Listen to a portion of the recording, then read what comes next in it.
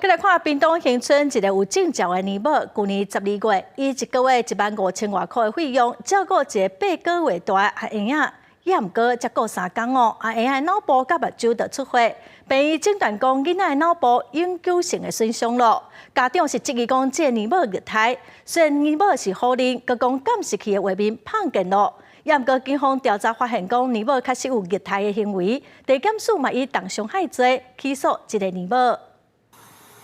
倒伫病床顶，规身躯看起来真烂。一个8个月大的查甫婴仔，去年12月送去灵母因兜过3日，术后发现脑部真侪所在甲目睭膜拢出血，经为恒春送到高雄的病院开2解刀，状况也是戒不乐观。医生评估是永久性脑伤，那家长怀疑囡仔互苦毒，包括脑神经全部都已经受伤程度很严重了。然后鉴定科那边确定就是说，这个是连续撞击，这一定是在短期之间急性的撞击几次以上。我接电话了。林母亲开始讲囡仔是细身躯卡着伤，佮讲监视器的画面消失。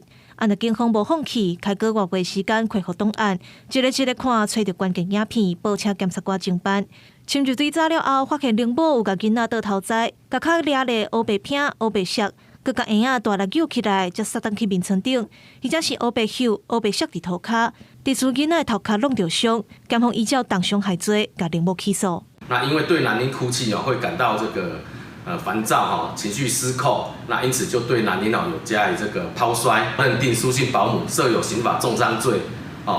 那并且依照儿少条例应该加重1/2那于日前提起公诉。苏姓保姆立即停止收托，那除此之外，也将苏姓保姆人在照顾的孩子转介到其他的一个保姆来提供后续的照顾。官府表示，这个灵母甲因翁婿伫民国104年摕到合格证照，伫徛家提供照顾囡仔服务。代志发生之前，捌接受1年4届访视拢无问题。代志发生了后，官府已经停止因翁仔某继续照顾囡仔，接落来会照调查结果来处分，嘛会协助翁仔的家属伫经事、法律、医疗等必要的所费。记者王秋婷、陈显坤，屏东报道。